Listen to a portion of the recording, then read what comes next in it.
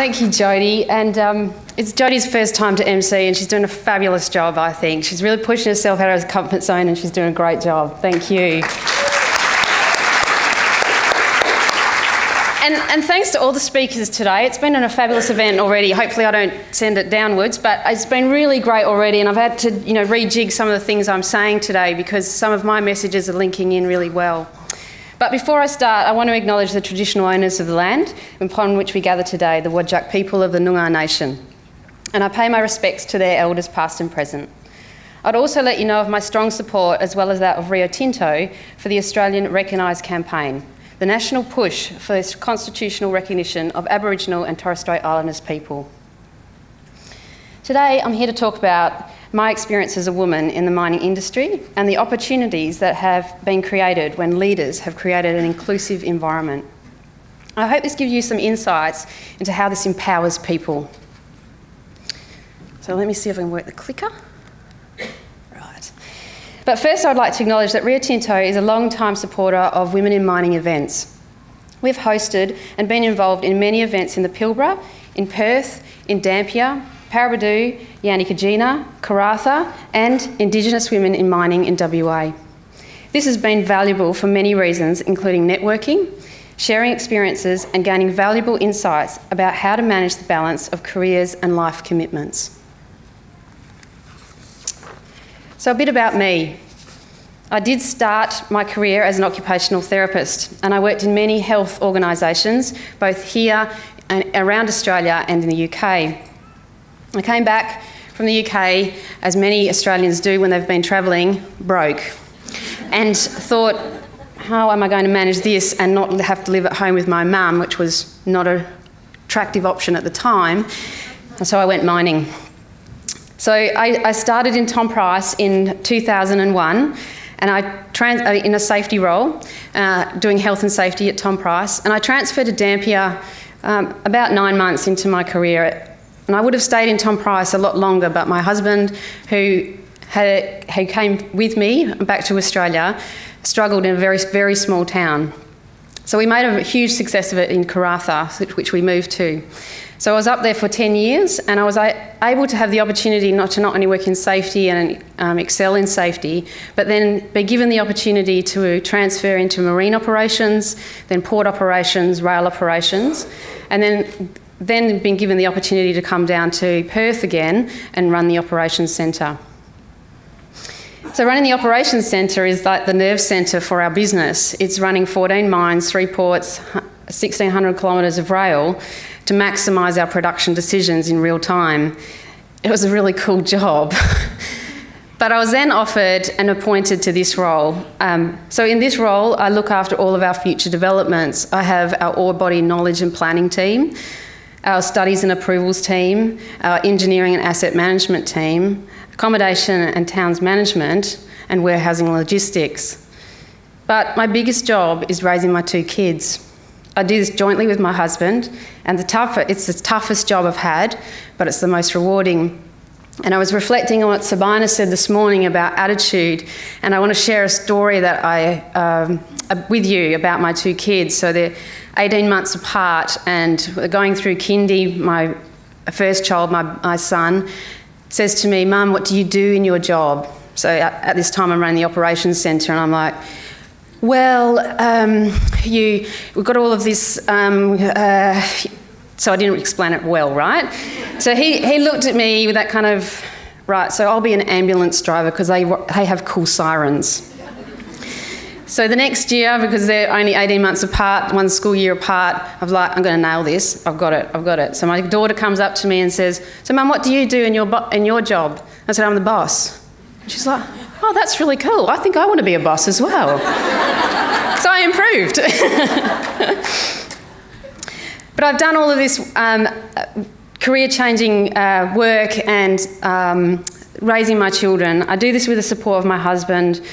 I've had really good bosses, really bad bosses, and I've learnt from both of them. I've had great, great mentors. I've had positive coaches. I've had excellent friends and workmates. And I've backed myself when the self-doubt really gets to a dull roar in my head. and I just start breathing. So many of the techniques that you've heard today from Professor Bob and Dave is around exactly what I've done, and I've put it into practice.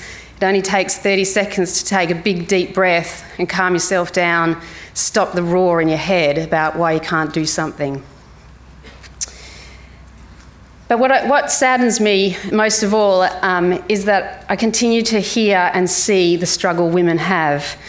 And we won't move the dial on women staying in the workforce or entering senior roles if we don't address this dilemma that women are struggling with about having it all. In today's context, women are still underrepresented at senior levels in Australian businesses, and we've not seen a significant change. At Rio Tinto, we've worked hard to provide an environment which supports women. I don't profess that we have all the answers, but I do believe that we've made a significant progress in what is historically a male-dominated industry. 37% of our Perth workforce is female, and as the business moves towards more technology, we will see a greater opportunity and more diverse career opportunities opening up. However, is it really good enough? I don't think so. And I believe that we need a far more inclusive workplace for diversity to thrive. As we've heard today, inclusion is not the assimilation into a group, but the group adaptation to accept different. How many of you thought about your experiences or had things popping into your head when Professor Bob really talked about that today with belonging and uniqueness? For me, what popped into my head is how often I tend to swear more when I'm on site. It's bad. Inclusive work environments are one in which people are seen as a whole and that work is just part of life. People are valued and respected in the workplace. And again, it's about belonging and uniqueness. Technology is enabling many of the traditional norms of mining to be challenged, which is fantastic, but it takes diversity of thinking to solve some of the complex problems we are implementing with larger technologies. People are pivotal enablers of any technology, and women will always play a crucial role in contributing to technology success. We've implemented autonomous trucks at the operations centre. So the trucks are controlled from the operations centre. And I was very proud that there was a number of women that were part of the success of making that happen, part of the success of implementing that and transitioning it from site. We're now working on autonomous drills and trains, and again, I know that by having women in the implementation teams, we will solve the complex problems because we do think differently and we can offer different perspectives. Technology also continues to create opportunities to have more flexible work practices, and this will allow people to make choices in their lives, which I think should be celebrated. Rio Tinto has a great flexible work arrangement policy, and there are many examples of people working flexibly in a variety of arrangements that allow them to make choices, which could be reducing their hours to ease into retirement, working one day a fortnight for the local radio station, looking after ageing parents, training for an ultra-marathon, or looking after children. And today I've heard, maybe walking the dog. These are just some of the choices that can be supported through flexible work arrangements, and I believe technology will enable this more and more. So how can we change the dial for diversity? There's lots of strategies, but a big step change is a change of leadership perceptions and commitment to including women in the workplace. We've heard today that if you don't intentionally include, the system can unintentionally exclude. Inclusive leadership is required if we are to change the diversity around us. The characteristics of an inclusive leader means that they have the conviction of equality. They know that that is fair, which means that they will have the courage to take the next step and step forward. Leaders ask why there isn't better gender balance and what stops it, rather than just accept, oh, it must be the lack of talent. They will also recognise that we are about solving problems, hence they will know that the diversity of thought is a key element to solving our complex business issues, and they will also be very aware of their own biases and how system biases can affect an outcome, which is why collaboration is so important.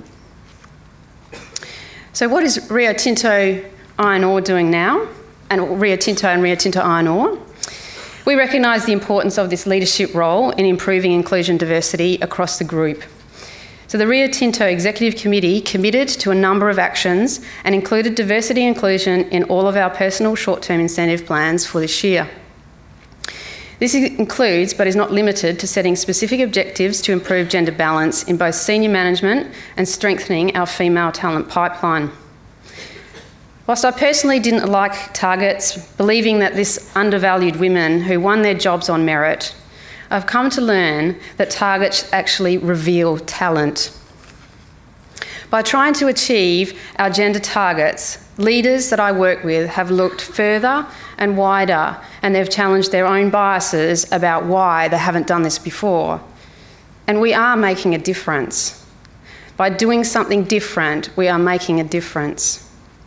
So I'm now a believer of targets because, again, I think it reveals the talent that is already there. Rio Tinto established a 5-year measurable objectives for workforce diversity at the start of 2011. The following outlines some stats for those of you who like numbers. Women represented 15.5% of our senior management in 2014, and our objective is to get to 20 this year. In our graduate intake last year, women were 31.8%, and for this year we're aiming for 40. 15% of our 2015 graduate intake is to be from nationals from regions where we are developing new businesses, and last year it was 17.8%. So combined with targets, we also need our strategic focus areas, and this is building inclusive cultures, understanding the barriers, and building a culture of flexibility for everyone.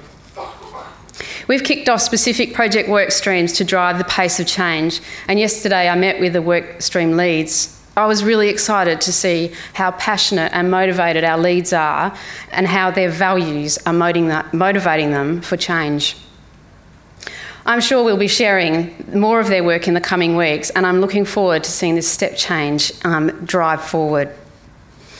Rio Tinto has been a very supportive work environment for myself, and I'm grateful for all the opportunities it presented to me.